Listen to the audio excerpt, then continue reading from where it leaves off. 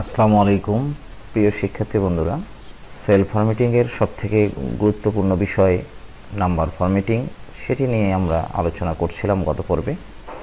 আজকেও তার বাকি অংশটুকু আলোচনা করব। এটির জন্য আমরা গত পর্বের ফাইলটি ওপেন করে আমরা দেখতে পাচ্ছি গত পর্বে আমরা জেনারেল, নাম্বার, কারেন্সি, অ্যাকাউন্টিং এই কটি ফরম্যাটিং সম্পর্কে জেনেছি। তো আজকে আমরা জানব বাকি কটি ফরম্যাটিং নিয়ে। অ্যাকাউন্টিংয়ের পরের যে ফরম্যাটিংটি সেটি এখানে দেখাচ্ছে শর্ট ডেট। এই শর্ট ডেট ফরম্যাটিং নিয়ে আজকে কথা বলবো।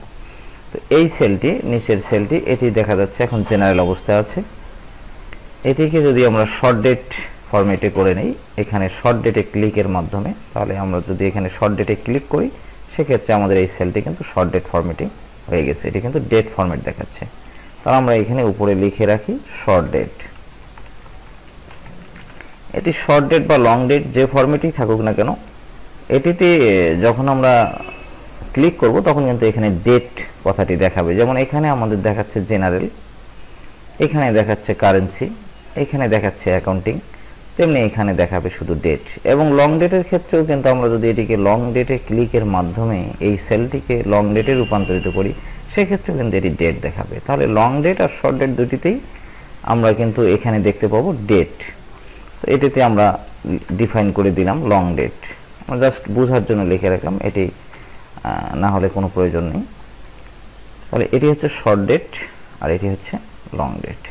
শর্ট ডেট, লং ডেট এটা আমরা বুঝি। শর্টে যে ডেটগুলো লেখা হয় সেটি হচ্ছে শর্ট ডেট, আর যেটি একটু লম্বাভাবে লেখা হয় সেটি হচ্ছে লং ডেট। শর্ট ডেট যেমন আমরা এখানে আজকের ডেটটি লিখব। এখানে বলে রাখা ভালো, আমরা আজকের ডেট লেখার জন্য কিন্তু আমাদের এভাবে বাই ম্যানুয়ালি লিখতে হবে না, যেমন আমরা লিখে থাকি। যেমন আজকে আমরা এভাবে লিখতে পারি 20/4/2015, এভাবে লিখে আমরা এন্টার প্রেস করলে তারিখটি হয়ে যাবে। যদিও এটি আমার ফরম্যাটের মধ্যে নয়, কারণ আমার ফরম্যাটিং এখানে আমার ক্লোকে দেখাচ্ছে 4/20/2015, যার ফলে এটি কিন্তু লেফট অ্যালাইনে থেকে গেল। তার মানে আমি সঠিকটি মনে হয় লিখিনি। এটি মূলত আমাদের লিখতে হবে 4/20/2015 লিখে যদি এন্টার প্রেস করি তাহলে দেখুন এটা রাইট অ্যালাইনে চলে যাচ্ছে। যখনই আমরা কোনো ডেট লিখে রাইট অ্যালাইনে চলে যাবে তাহলে বুঝতে পারবো আমরা সঠিক ফরম্যাটটি লিখেছি। কিন্তু সাধারণত আমরা তো এভাবে তারিখ লিখি না। তারিখ লেখার আগে আমরা যেটি করি, আমরা প্রথমে দিনের আজকের যে তারিখ সেটি লিখি, তারপরে মাসের যে মাস সেই মাসের সংখ্যাটা লিখি, তারপরে আমরা যে 2015 বা 14 খ্রিস্টাব্দ সেটি আমরা কিন্তু উল্লেখ করি। কিন্তু এখানে আমরা যখন সেটি লিখতেছি তখন কিন্তু সেটি ডেট ফরম্যাট হচ্ছে না। আমি আবারও একবার ট্রাই করি।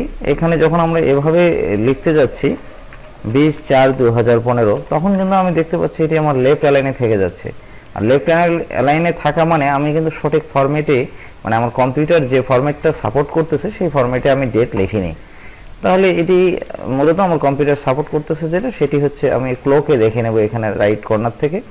সেখানে আমার কিন্তু আছে, প্রথমে আছে মাস, তারপরে আছে হলো আজকের তারিখ, তারপরে 2015 খ্রিস্টাব্দ।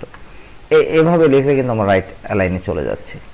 আমি তাহলে এটি তো আমি চাই না, আমি চাই যে 20 সামনে থাকবে, সেটি করলেও যেন ডেট থাকে, সেটি হচ্ছে না। তো সেটি করার জন্য আমাদের একটু কম্পিউটার সেটিংস থেকে পরিবর্তন করতে হবে। যদিও এই আলোচনাটি এক্সেলের আলোচনার মধ্যে নয়, তবুও একটু আলোচনা করে নিতে হবে, যেহেতু আমরা তারিখ নিয়ে কাজ করব এক্সেলে, এই জন্য আমাদের এটি আলোচনা করা উচিত।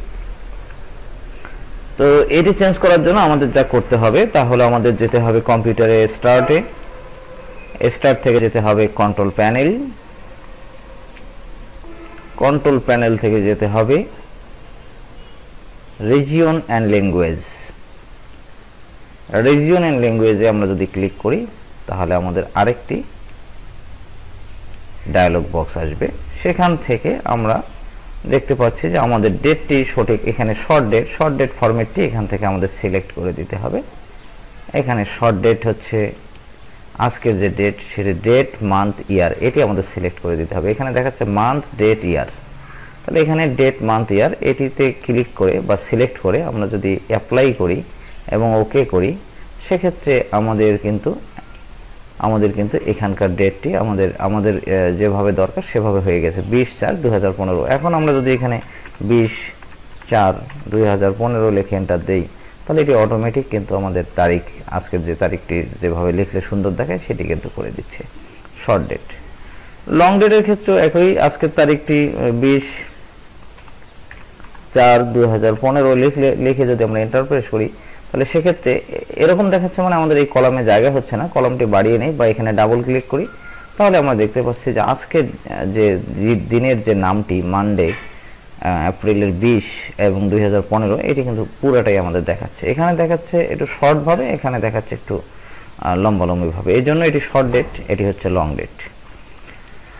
তো আমরা চাচ্ছি এখানে একটা শর্টকাট আমরা শিখে নিতে পারি, সেটি হচ্ছে যে আজকের তারিখটি আমরা ম্যানুয়ালি না লিখে আমরা কিন্তু একটি শর্টকাট ইউজ করে আজকের তারিখটি লিখতে পারি। আজকের তারিখ লেখার জন্য আমরা যে কোনো সেলে ক্লিক করে যেখানে লিখতে চাই সেখানে ক্লিক করে যদি আমরা কন্ট্রোল চেপে কোলন বাটনে চাপি, কোলন যে বাটনে আছে মানে কন্ট্রোল চাপতে হবে এবং এল লেখাটির পাশের যে বাটনটি সেটি হচ্ছে কোলন, সেটিতে যদি আমরা ক্লিক করি তাহলে আমরা দেখতে পাচ্ছি যে আজকের তারিখটি কিন্তু শো করাচ্ছে এবং সেক্ষেত্রে এন্টার দিলে আমাদের কিন্তু আজকের তারিখটি আমরা কিন্তু পেয়ে যাচ্ছি।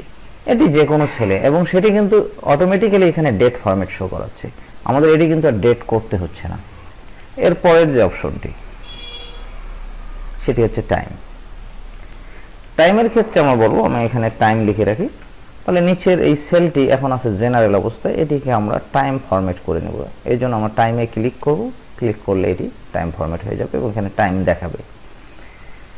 এটি টাইম ফরম্যাট রাখা অবস্থায় এখানে যদি আমি লিখি 12:15 লিখে যদি আমি এন্টার প্রেস করি, তাহলে দেখুন আমার এখানে টাইম ফরম্যাট হওয়ার কারণে এখানে শেষে কিন্তু পিএম কথাটি যোগ হয়েছে।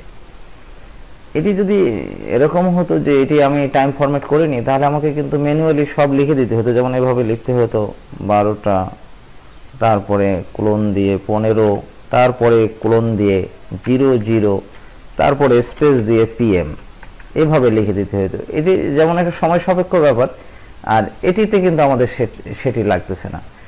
ঠিক এখানেও কিন্তু আমরা এটিকে যদি টাইম ফরম্যাট করে নেই, এটি মুছে দেই, দিয়ে এটিকে আমরা ধরুন টাইম ফরম্যাট করে নিচ্ছি। টাইম ফরম্যাট করার জন্য ফরম্যাট সেল থেকে আমাদের যেতে হবে টাইম থেকে আমরা যে টাইমটি চাচ্ছি সেটিকে ওকে করে দেব, অথবা আমরা এখান থেকেও টাইম কিন্তু সিলেক্ট করে দিতে পারি এখানে টাইমে ক্লিকের মাধ্যমে। তাহলে এটি এখন টাইম ফরম্যাট হয়ে গেল, এখানে দেখাচ্ছে টাইম। এখন যদি আমরা এখানে লিখি 15:12 লিখে যদি আমরা এন্টার প্রেস করি, তাহলে আমরা দেখতে পাচ্ছি যে আমাদের যে আমরা যেভাবে লিখি 3:12 সেটা কিন্তু 3:12 PM শো করাচ্ছে। তারিখের মতো টাইমও কিন্তু আমরা শর্টকাট প্রেস করে আমরা টাইম লিখতে পারি। সেটার জন্য আমাদের যেটা করতে হবে সেটি হলো কন্ট্রোল শিফট চেপে ধরে আমাদের যদি আবারও কোলন বাটনে আমরা প্রেস করি, তাহলে বর্তমান সময়টি আমাদের কিন্তু শো করাবে। এভাবে আমরা কিন্তু টাইমটিও লিখতে পারি। তাহলে আমরা যদি এমন চাই যে না টাইম এবং তারিখ এটি একটি সেলের মধ্যেই হবে, সেক্ষেত্রে আমরা কি করব? ধরুন এই সেলটির মধ্যে আমরা প্রথমে লিখব তারিখ, তারপরে লিখব সময়। তাহলে প্রথমে যদি আমরা ডেট লিখি, তা ডেট লেখার জন্য কন্ট্রোল এবং আমাদের চাপতে হবে কোলন, তাহলে আমরা পেয়ে যাচ্ছি।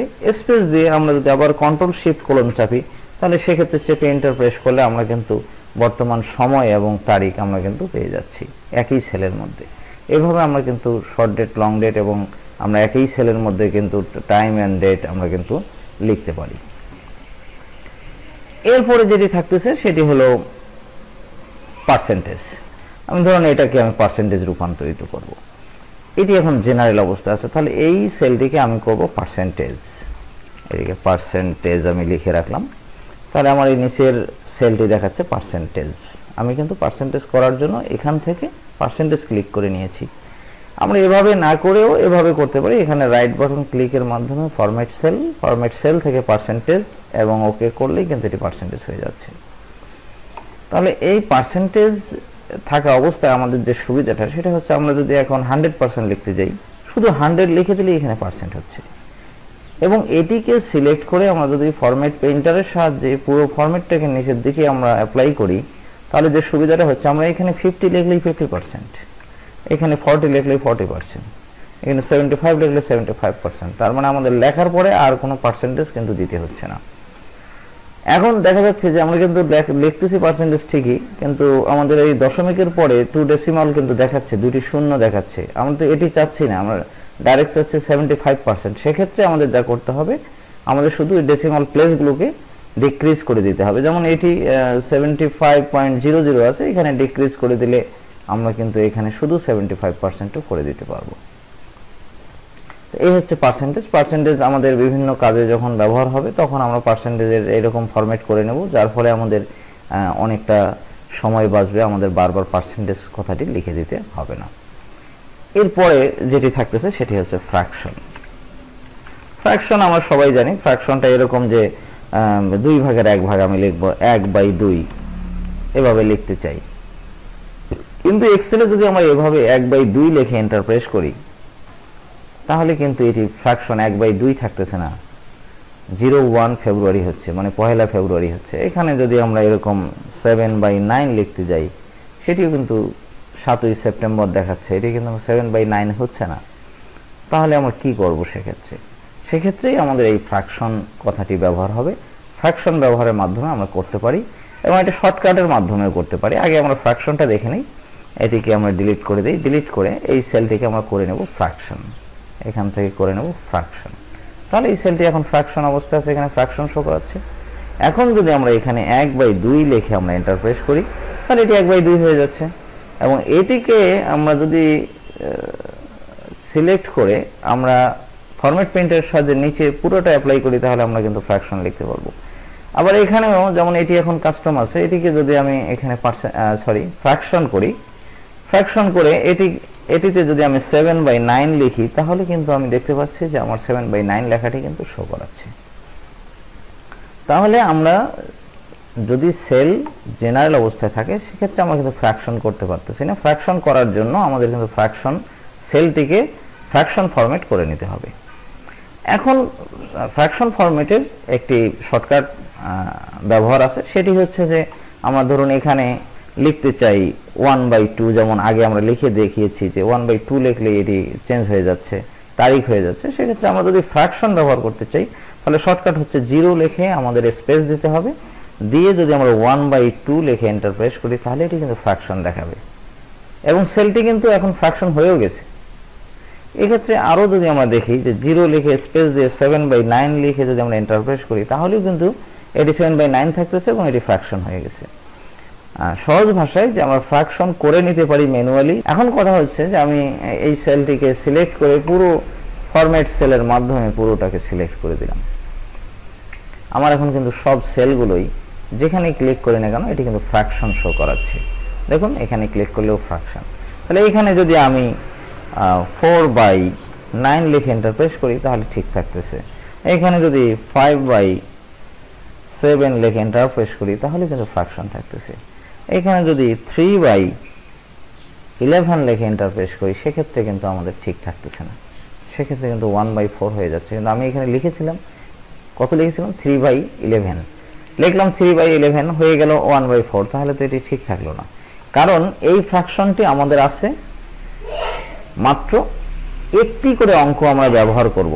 দেখুন আমরা এটি চেক করার জন্য এখানে মাউস পয়েন্টার রেখে রাইট বাটন ক্লিক করে ফরম্যাট সেল থেকে আমরা যাব ফ্র্যাকশন থেকে এখানে দেখাচ্ছে আপ টু 1 ডিজিট, মানে আমরা এটি ফ্র্যাকশনটি 1 ডিজিট ব্যবহার করতে পারবো, একটি অঙ্ক ব্যবহার করতে পারবো। এটি যদি আপ টু 2 ডিজিট থাকতো তাহলে কিন্তু আমাদের এই লেখাটি ঠিক থাকতো। আপ টু 3 ডিজিট হলে তাহলে 3 ডিজিট ব্যবহার করা যাবে। তাহলে আমরা আপ টু 2 ডিজিট করে যদি ওকে করি তাহলে সেক্ষেত্রে আমি যা লিখেছিলাম 3/11 সেই লেখাটি কিন্তু শো করাচ্ছে। এভাবে আমরা আমাদের পছন্দ মতো, প্রয়োজন মতো, যেখানে যে ফ্র্যাকশন প্রয়োজন, যত ডিজিট প্রয়োজন সেটিকে আমরা সিলেক্ট করে নিয়ে আমরা কিন্তু সেলটিকে আমাদের মতো করে সাজিয়ে নিতে পারি। তো আজকে এ পর্যন্তই, ভালো থাকবেন। পরবর্তী লেসন দেখার আমন্ত্রণ জানিয়ে বিদায় নিচ্ছি। আল্লাহ হাফেজ।